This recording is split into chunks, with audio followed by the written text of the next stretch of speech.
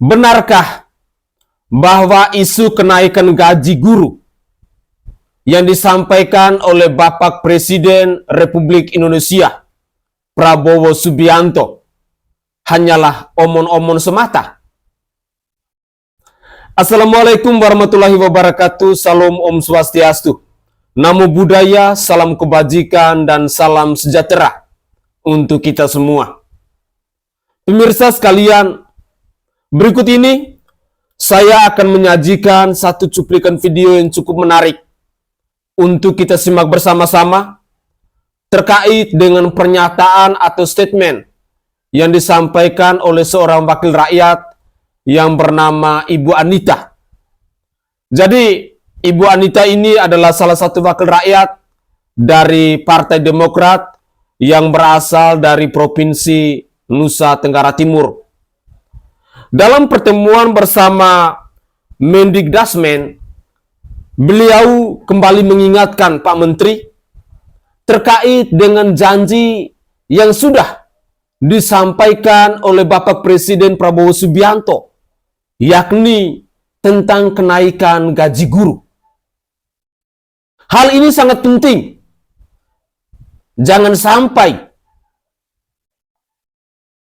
apa yang disampaikan oleh Bapak Prabowo Subianto ini hanya menjadi omon-omon belaka, hanya menjadi sandiwara semata. Sehingga ada banyak hal yang disampaikan oleh Ibu Anita, khususnya dalam dunia pendidikan, dan khususnya kita-kita yang masih berada di daerah 3T. Saya berharap bahwa apa yang ditekankan oleh Ibu Anita dalam cuplikan video ini bisa digarisbawahi oleh Pak Menteri, khususnya di Mendikdasmen ini, mengingat Bapak Presiden Prabowo Subianto sudah mengatakan dengan tegas bahwa di tahun 2025 itu gaji guru akan dinaikkan. Apakah ini menjadi fakta atau akan menjadi kisah nyata? Ataukah ini hanya menjadi cerita bila semua itu tidak terpenuhi? Mari kita simak bersama-sama pernyataan dari Ibu Anita berikut ini. Baik, Ibu Pimpinan dan Bapak Menteri, kami dari fraksi Partai Demokrat pertama-tama mengucapkan selamat untuk pemerintahan yang baru.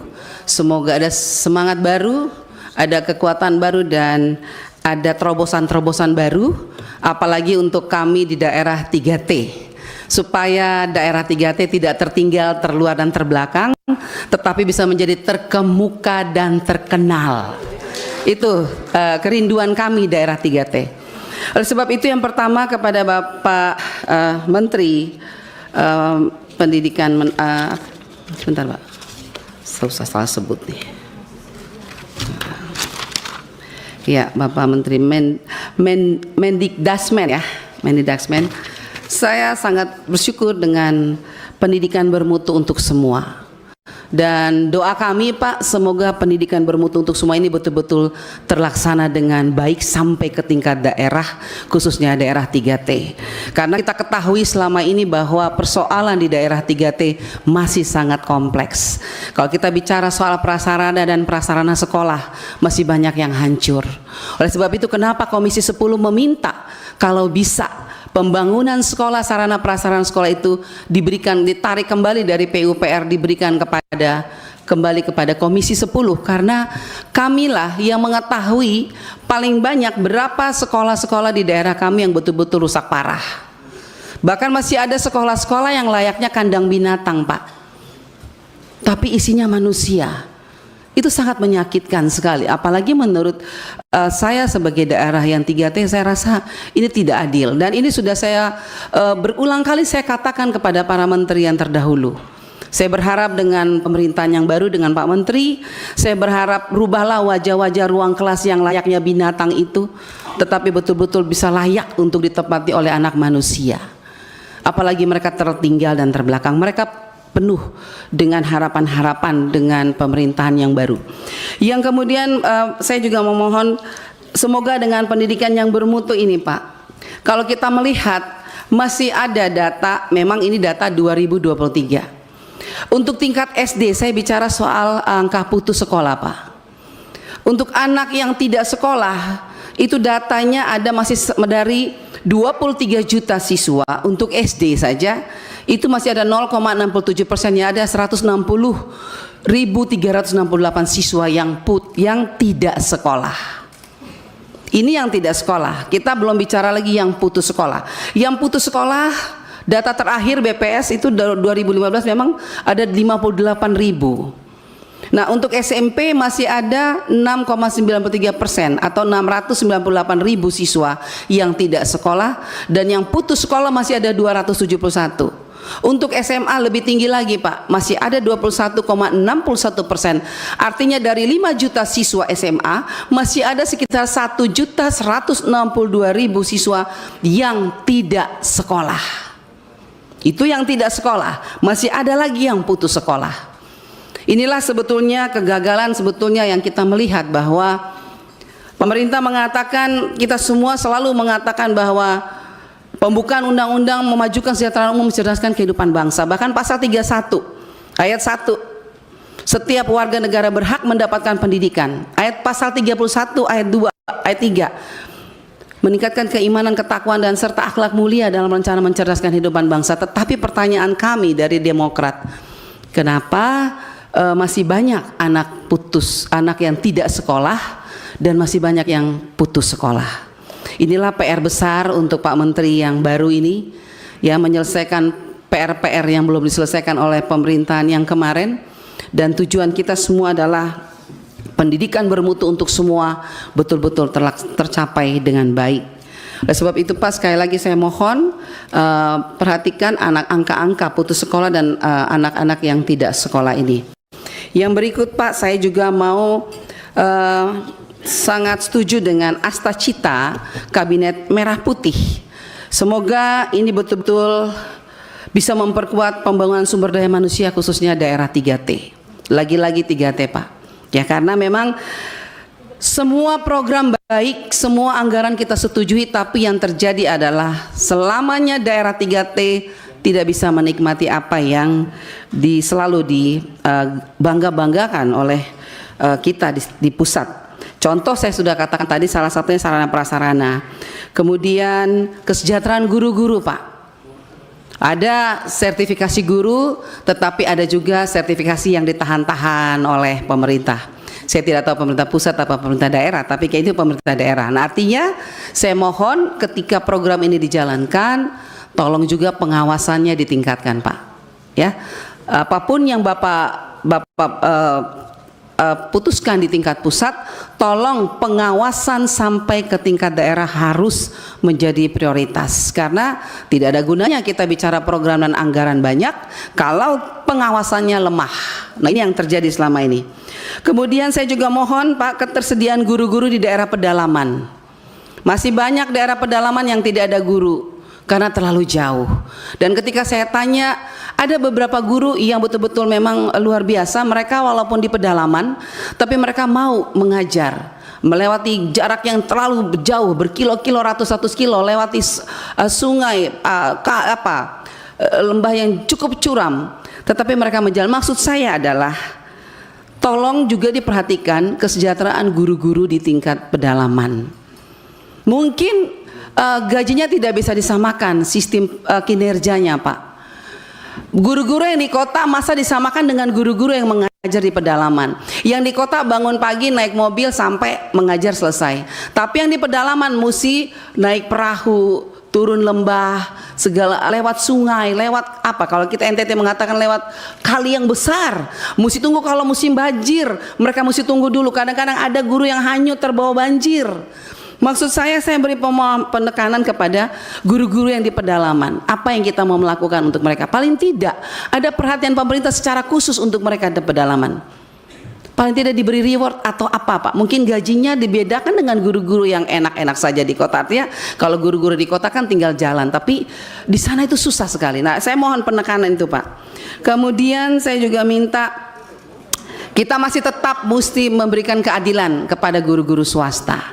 Sampai saat ini Bapak, guru-guru swasta masih tetap berteriak mohon keadilan karena mereka juga sudah mengajar anak bangsa cukup lama, tetapi ketika mau bicara soal P3K mereka tetap dibedakan. Ternyata ketika kita melihat bahwa ada di Permendagri 348.5 bahwa setiap guru-guru yang akan mengikuti P3K mesti mendaftar melalui instansi pemerintah. Nah, jadi ketika mereka daftar di sekolah negeri, maka ketika mereka lulus, mereka harus mengajar di sekolah negeri. Nah, bagaimana dengan sekolah swasta yang awalnya mereka mengajar di situ, tapi mereka tidak bisa kembali ke sekolah itu. Nah, ini menjadi kekosongan di sekolah-sekolah swasta. Mohon Pak Menteri, Bapak-Bapak Menteri yang baru, tolong masalah-masalah ini mungkin dibicarakan lagi dengan Kemendagri, apakah ada pasal-pasal atau keputusan Menteri yang harus dirubah supaya bisa mewujudkan keadilan sosial bagi seluruh rakyat Indonesia, baik siswa maupun guru-guru maupun sarana prasarana pendidikan. Kemudian saya juga mohon Pak, semoga pendidikan untuk semua, pendidikan bermutu untuk semua ini, terutama layanan pendidikan inklusif. Bapak Ibu, di pedalaman banyak anak-anak yang tidak bisa bersekolah Pak, karena orang tuanya takut anaknya diperkosa di tengah jalan. Terlalu jauh jarak antara sekolah dengan tempat tinggal mereka. Akhirnya orang tua, siapa yang mau melepaskan anaknya kalau pergi sekolah ternyata diperkosa di jalan. Nah, ini harus menjadi perhatian kita semua, karena bagaimanapun mereka adalah anak bangsa yang tidak bisa kita lupakan. Walaupun mereka di pedalaman, tapi mereka punya hak yang sama karena ada undang-undang yang melindungi mereka. Jadi saya mohon Bapak Menteri yang baru betul-betul memperhatikan baik guru maupun siswa-siswa anak-anak yang ada di daerah-daerah pedalaman Pak, karena mereka juga mempunyai hak yang sama untuk mengecam pendidikan di Indonesia yang kita cintai ini. Kemudian untuk terakhir, sekali lagi Bapak Ibu, mohon juga untuk saya senang mendengar berita bahwa akan kembali ke ujian nasional. Ya, betul sekali kata saudara saya tadi mengatakan ini jangan terburu-buru, tetapi saya yakin pasti Pak Menteri bisa memberikan keputusan yang terbaik, karena memang kenyataannya sekarang banyak anak SMP, SMA lulus tetapi tidak tahu membaca. Literasinya jelek sekali. Nah, ternyata saya tanya, kenapa ya? Kok anak-anak tidak pintar tapi lulus? Ternyata katanya, kalau saya nggak salah ya, saya nggak tahu nih ada Bu Sekjen, katanya kemarin itu diharuskan wajib lulus. Apakah itu benar? Kalau menurut guru-guru wajib lulus. Jadi pintar tidak pintar wajib lulus. Pantesan suruh baca nggak bisa baca. Nah, ini menjadi persoalan penting Pak. Hati-hati, karena bagaimanapun kita harus memberikan yang terbaik agar kualitas pendidikan anak-anak kita, khususnya di literasi, numerasi dan sains teknologi, itu benar-benar menjadi fokus kita bersama. Jadi kalaupun mereka lulus, mereka betul-betul pintar dan cerdas, bukan hanya sekedar lulus. Masih banyak lagi Pak Menteri mengenai banyak sekali ada permintaan juga dari guru-guru untuk PMM yang kemarin diadakan, kalau bisa ditiadakan, tapi masih ya kita serahkan semua kepada Pak Menteri yang baik saja bagaimana. Yang penting jangan menyusahkan guru-guru dengan program-program yang harus menggunakan data dan lain sebagainya macam. Akhirnya mereka kehilangan jam mengajar, hanya melelahkan para guru dan akhirnya tidak maksimal program ini. Mereka belajar baik, tapi mari kita kalau bisa kita lihat lagi Pak, apakah ini perlu dilanjutkan atau apa kita ganti dengan yang model lain, tapi harus tetap tujuannya adalah untuk meningkatkan kualitas pendidikan di Indonesia.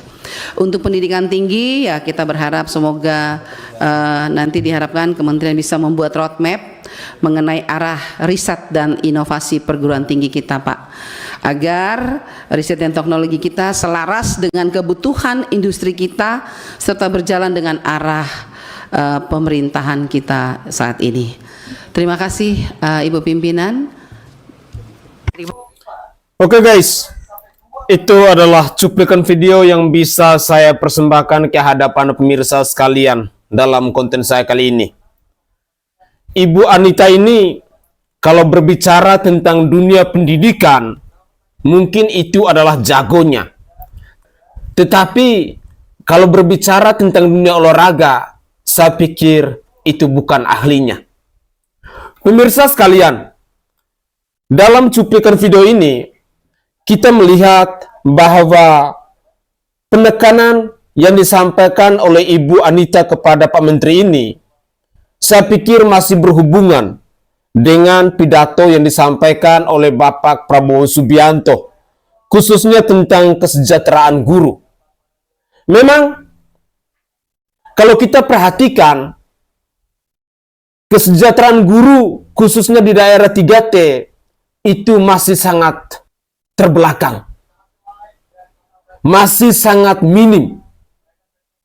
Bahkan, saya secara pribadi kadang ketika melihat perjuangan dari para guru, entah itu di tingkat TK, tingkat SD, tingkat SMP, tingkat SMA, yang ada di daerah 3T, sangat menyedihkan. Terkadang mungkin hanya dengan air mata ketika kita melihat perjuangan mereka untuk mencerdaskan anak bangsa ini.